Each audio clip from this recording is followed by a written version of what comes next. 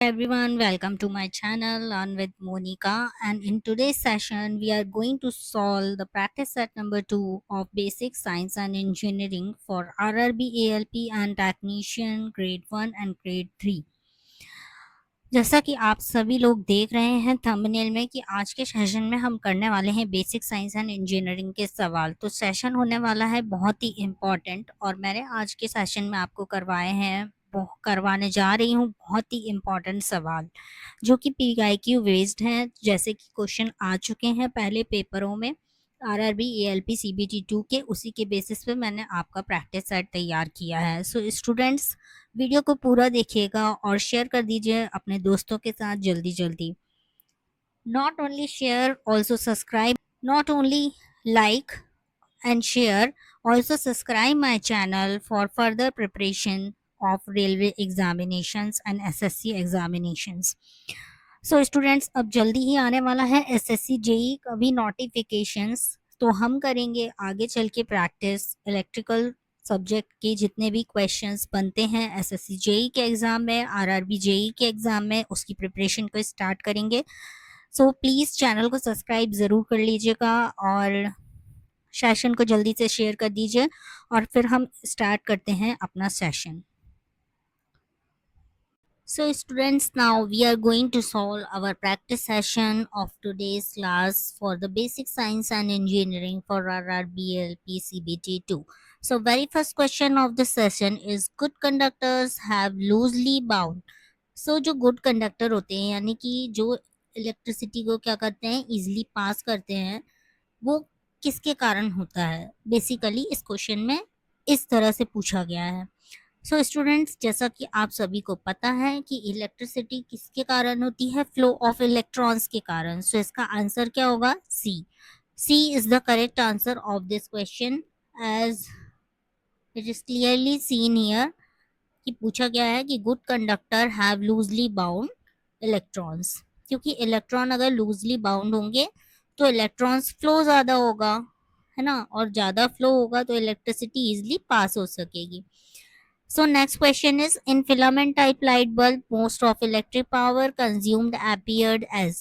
सो filament bulb के बारे में पूछा गया है आपसे कि इलेक्ट्रिक पावर कंज्यूम करती है तो वो किसके फॉर्म में होती है।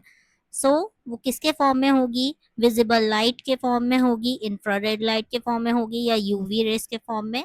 जो फिलामेंट लाइट होगी वो ऑब्वियसली विजिबल लाइट होगी। ठीक है, so option number A will be the correct answer. Question number 3, image formed on the retina of eyes. ये बहुत इंपॉर्टेंट क्वेश्चन है बेसिक इंजीनियरिंग का और हमेशा हर एग्जाम में ये क्वेश्चन आता है। Mark it as an important question.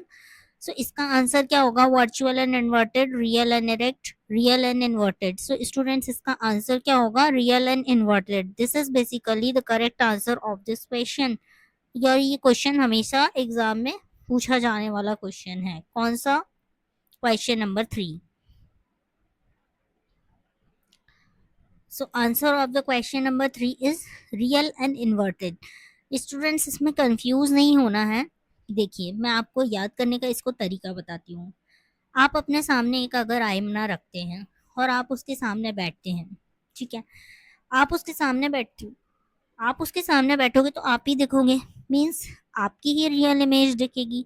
ठीक है, लेकिन आपने कभी देखा होगा कि अगर आपने कोई ऑब्जेक्ट अपने हाथ में लिया हुआ है और अगर आप मिरर में देख रहे हो तो आपको उल्टा दिखता है, यानी कि आपने उल्टे हाथ में पकड़ा हुआ है। अगर आपने राइट में पकड़ा है तो वो आपको लेफ्ट में पकड़ा हुआ ऑब्जेक्ट दिखता है। तो इसमें कंफ्यूज नहीं होना है। जो इमेज फॉर्म होती है रेटिना पे, आईज पे, तो वो क्या होगी, रियल एंड इन्वर्टेड। रियल होती है तभी आप अपने ही आप को देख पाते हो। ऐसा तो नहीं होता कि आप अपने आप को देख रहे हो तो कोई और दिख रहा है, ऐसा नहीं होता ना, ऐसा सिर्फ पिक्चरों में होता है। Move on to the next question, and the question number 4 is, the focal length of the lens in photographic camera is 5 centimeter. What is the power of the lens? Answer of this question is 20 diopter. इसका answer होगा 20 dioptre. अब students, जो power होती है वो कितनी होती है, फोकल लेंथ के पावर ऑफ डायरेक्टर क्या होता है, 1/f। ठीक है, फोकल लेंथ की वैल्यू दी गई है आपको 5 सेंटीमीटर, तो 1/5 लेंगे। और अगर अपन 1/5 लेंगे तो ये सेंटीमीटर में, तो ऊपर जाके मीटर में होगा, तो मीटर के लिए क्या करना पड़ेगा, 100 से इंटू करना पड़ेगा। तो इसको क्या करोगे आप, 20 में कन्वर्ट करोगे तो एफ की एफ का वो जो रिवर्स है उसकी वैल्यू कितनी आ गई, 20। So answer of this question is 20 dioptre. So इसका आंसर क्या हो जाएगा, बेसिकली 20 डायोप्टर। समझ में आया क्वेश्चन? नहीं आया तो फिर से आप वीडियो को थोड़ा सा रिवर्स करके देखिएगा, आपको समझ में आ जाएगा। बहुत इजी है, 1/f होता है power of a dioptre. And ये बहुत छोटा सा क्वेश्चन है और ये आता है एग्जाम में, so it is important. Question number 5 is human I focusing is done by.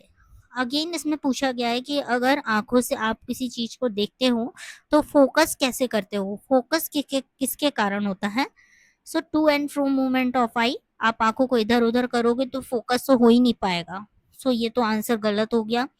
Change in the convexity of eye and change in the refractive index of the eye. R I को मैंने short में लिखा है, refractive index को R I. So students इसका answer होगा change in the convexity of eye. ठीक है, इसको मैं आपको हिंदी में नहीं समझा सकती बिकॉज कॉन्वेक्सिटी क्या होती है अब आपको ये समझना पड़ेगा। सो याद कर लो ये क्वेश्चन को। क्वेश्चन नंबर 6 इज,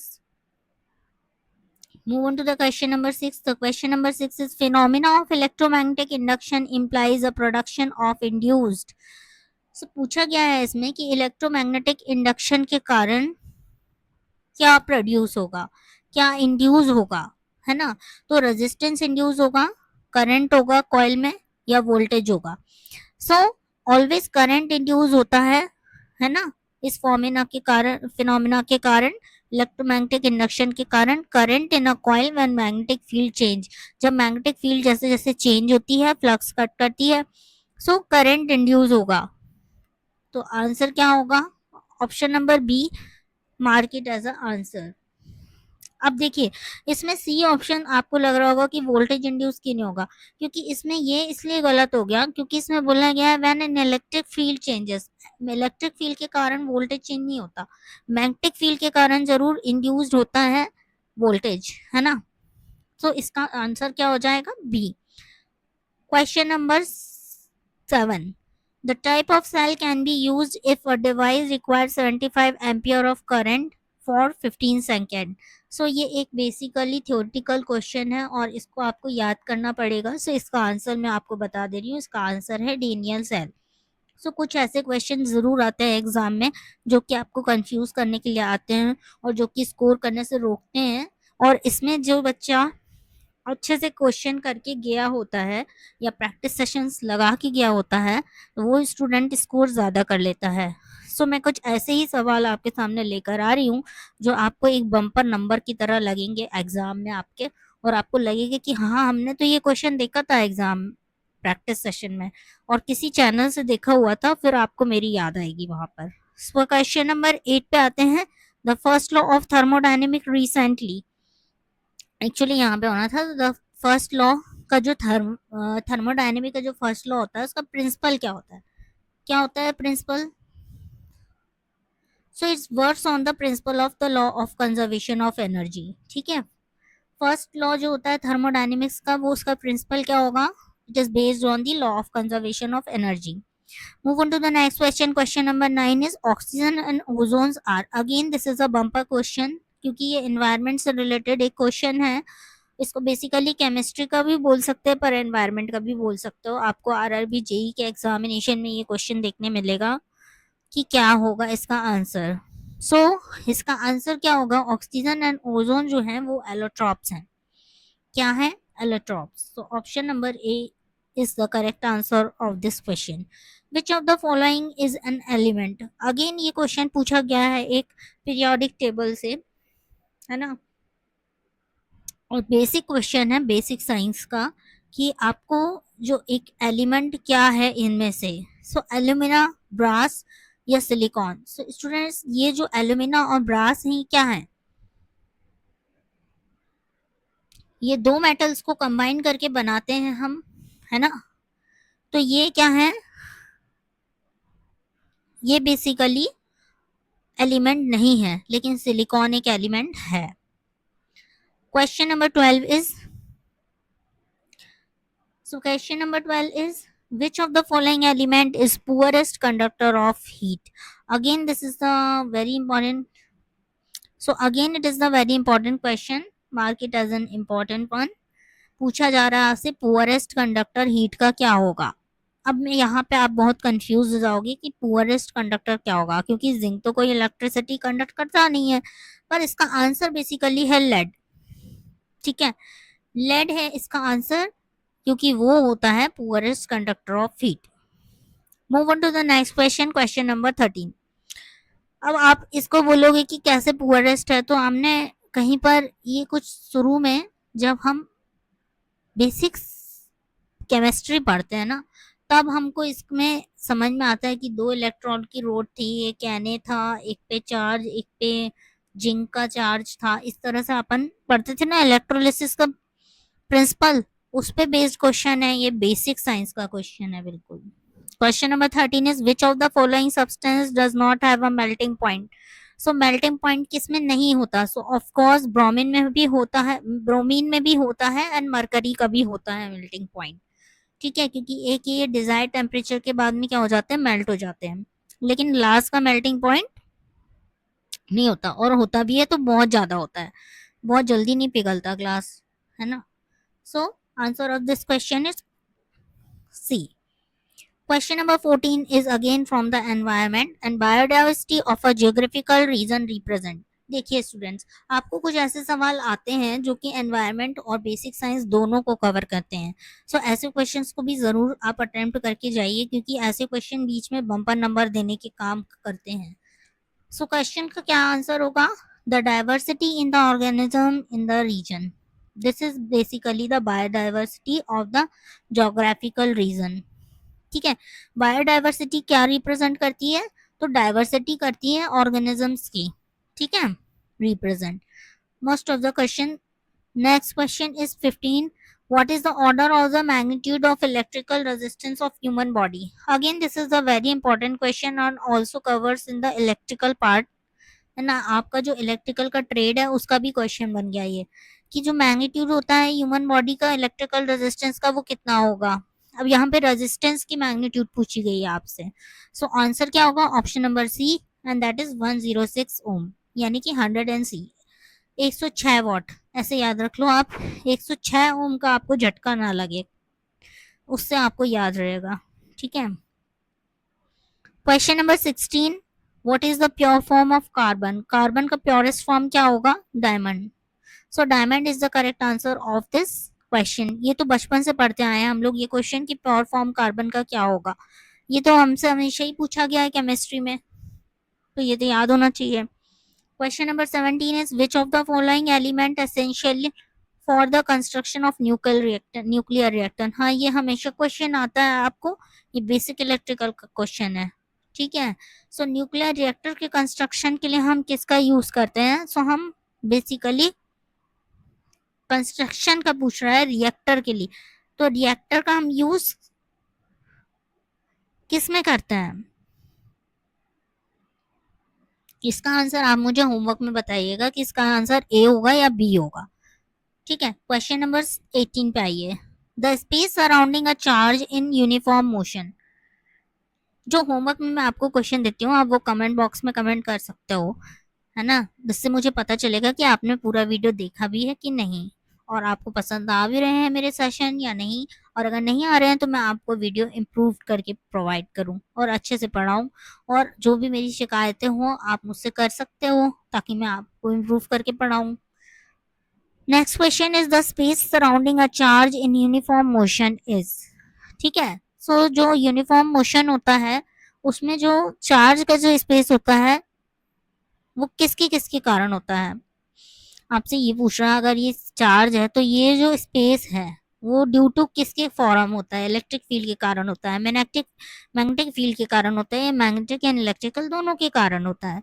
सो इसका आंसर क्या होगा? ये किसी के भी कारण हो सकता है, यानी कि इलेक्ट्रिकल फील्ड और मैग्नेटिक फील्ड दोनों में यूनिफॉर्म मोशन चार्ज का होता है. ठीक है. Next question is, bar is the unit of. Bar किसकी यूनिट होती है? हमने ये पिछले सेशन में पढ़ा हुआ था कि ये प्रेशर की यूनिट होती है ना। एटमॉस्फेरिक प्रेशर की यूनिट जो क्या होती है, बार होती है। प्रेशर की जो ऐसा यूनिट हमने पढ़ी थी वो क्या थी, पास्कल थी।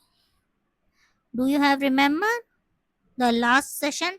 अगर आपने दोस्तों अभी तक, अगर आपने स्टूडेंट्स, अगर आपने बेसिक साइंस का अभी तक सेशन नहीं देखा है पहला वाला, तो प्लीज जा करके आप डिस्क्रिप्शन बॉक्स में मैं उसकी लिंक प्रोवाइड कर रही हूँ, उस सेशन को भी जरूर देखिए और रिलेट करिए, क्योंकि क्वेश्चंस घूम फिर के वही बनने हैं। आपको आरआरबी एएलपी सीबीटी 2 का अभी फिलहाल पेपर देना है और वो बहुत इंपॉर्टेंट पेपर है आपके लिए, क्योंकि वो आपके लिए, आप उसमें अच्छा स्कोर कर सकते हो, तभी आपका सिलेक्शन होगा।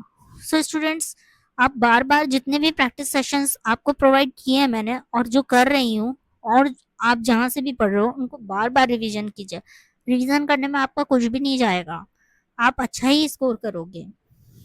Ampere second is the unit of, ampere second किसकी यूनिट होती है स्टूडेंट्स? चार्ज की होती है। अब मैं चलिए आपको इसके एक रिलेशनशिप बता देती हूँ इसके लिए, जिससे कि आपको बेनिफिशियल होगा और भी यूनिट्स निकालने के लिए।